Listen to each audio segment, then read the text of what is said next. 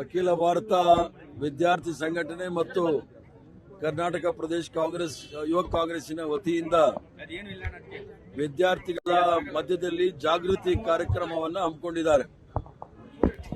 ಇತ್ತೀಚೆಗೆ ನಡೆದಂತ ಪ್ರಶ್ನೆ ಪತ್ರಿಕೆ ಸೋರಿಕೆಯಿಂದ ಸುಮಾರು 21 ಜನ ಆತ್ಮಹತ್ಯೆಯನ್ನು ಮಾಡಿಕೊಂಡಿದ್ದಾರೆ. ಸುಮಾರು 1,40,00,000 ಜನರ ಭವಿಷ್ಯ ಅಂಧಕಾರದಲ್ಲಿದೆ. ಯುವಕರ ಭವಿಷ್ಯ, ವಿದ್ಯಾರ್ಥಿಗಳ ಭವಿಷ್ಯ ಹಾಳಾಗಬಾರದು. ಮತ್ತೆ ಯಾವುದೇ ರೀತಿಯಲ್ಲಿ ಸರ್ಕಾರದ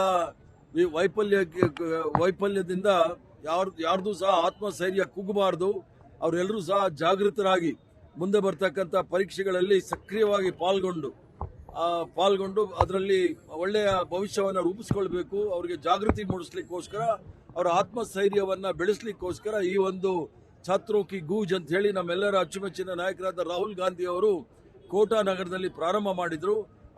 ಅದಕ್ಕೋಸ್ಕರ ಕರ್ನಾಟಕ ರಾಜ್ಯದಲ್ಲಿ ಇರ್ತಕ್ಕಂಥ ವಿದ್ಯಾರ್ಥಿಗಳಿಗೆ ಎಲ್ರಿಗೂ ಸಹ ಆತ್ಮಸ್ಥೈರ್ಯವನ್ನು ಹೆಚ್ಚಿಸಲಿಕ್ಕೋಸ್ಕರ ಈ ಒಂದು ಜಾಥಾವನ್ನು ಹಮ್ಮಿಕೊಂಡಿದ್ದೇವೆ.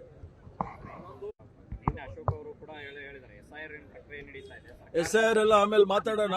SIR ಮತ್ತೆ ಇನ್ನೊಂದೇನೇನೋ ಮಾತಾಡ್ತಾ ಇದ್ದಾರಲ್ಲ ನಮ್ಮ ಗೋಲ್ಮಾಲ್ ಜೋಶಿ, ಅವ್ರಿಗೆಲ್ಲ ಉತ್ತರ ಕೊಡೋಣ.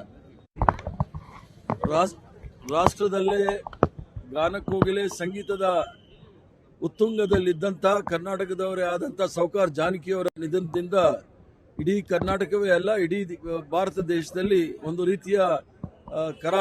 ರೀತಿಯ ಕಪ್ಪು ಛಾಯೆ ಮೂಡಿದೆ. ಯಾಕಂತ ಹೇಳಿದ್ರೆ ಯಾರೂ ಸಹ ಜಾನಕಿಯವರ ಹಾಡು ಕೇಳದೇ ಇರೋರು ಇಲ್ಲ ಈ ದೇಶದಲ್ಲಿ. ಅವರನ್ನು ಕಳ್ಕೊಂಡು ಸಂಗೀತ ಲೋಕಕ್ಕೆ ಬಹಳ ದೊಡ್ಡ ನಷ್ಟ ಆಗಿದೆ. ಅವರ ಆತ್ಮಕ್ಕೆ ಶಾಂತಿ ಸಿಗಲಿ ಅಂತ ಹೇಳಿ ಭಗವಂತನಲ್ಲಿ ಪ್ರಾರ್ಥನೆ ಮಾಡ್ತಾನೆ. ನ್ಯೂಸ್ ಫಸ್ಟ್, ನಿರ್ಭೀತಿಯಿಂದ ನಿಮ್ಮ ಪರವಾಗಿ.